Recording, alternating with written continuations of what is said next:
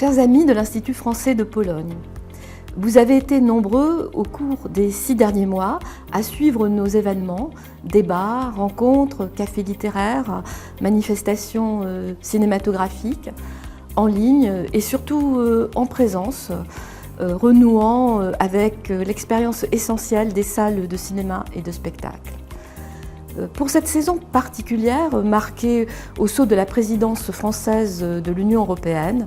l'Institut français de Pologne avait élaboré un programme spécifique entrant en résonance avec les thèmes de la présidence française,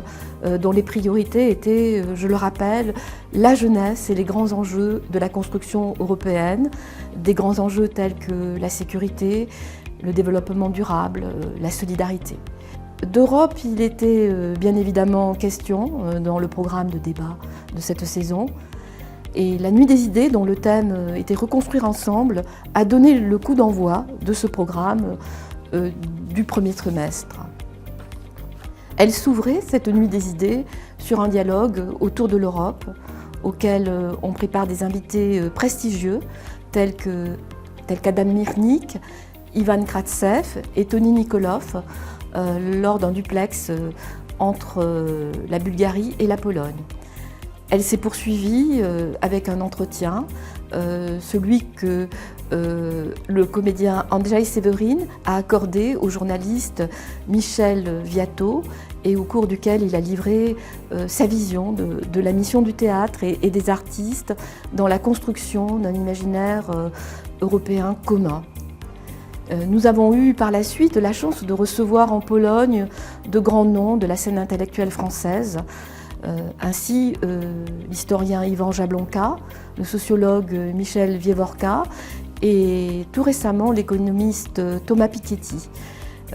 Ces intellectuels ont nourri le débat et échangé avec le public polonais autour des questions d'actualité cruciales pour nos sociétés, telles que les masculinités, le combat à mener pour la démocratie face à la montée en Europe des populismes, ou l'instauration de nouveaux modèles économiques pour une société plus juste et moins inégalitaire. Et vous avez été nombreux à assister au Théâtre Polski à la version passionnante du Tartuffe, proposée par le metteur en scène Ivo Van Hove, version créée cette année sur la scène de la Comédie Française pour commémorer la naissance de Molière.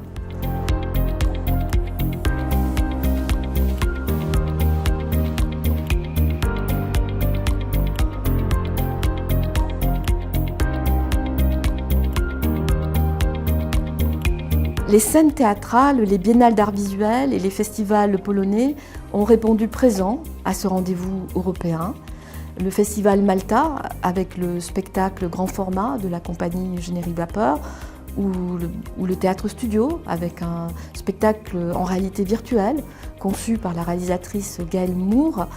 a révélé le désir toujours intact de nos partenaires de montrer la création européenne contemporaine dans tous ses états.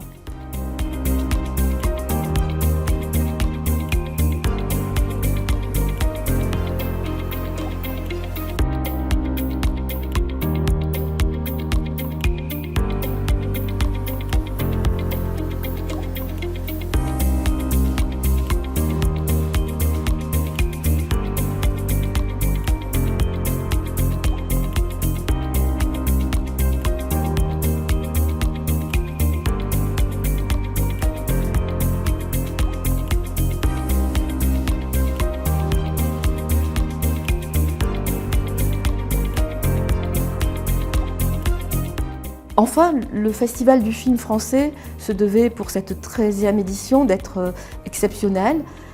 Exceptionnel il le fut, grâce à une programmation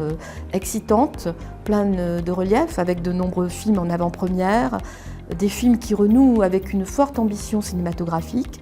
et aussi grâce à la venue à Łódź, Cracovie et Varsovie du réalisateur Antoine Barraud, venu présenter son film Madeleine Collins. Amis de l'Institut français, cinéphiles, spectateurs curieux et passionnés, aguerris ou dilettantes, nous vous donnons rendez-vous en Pologne, à Varsovie, Cracovie, Wrocław, Łódź, pour de nouvelles expériences et émotions.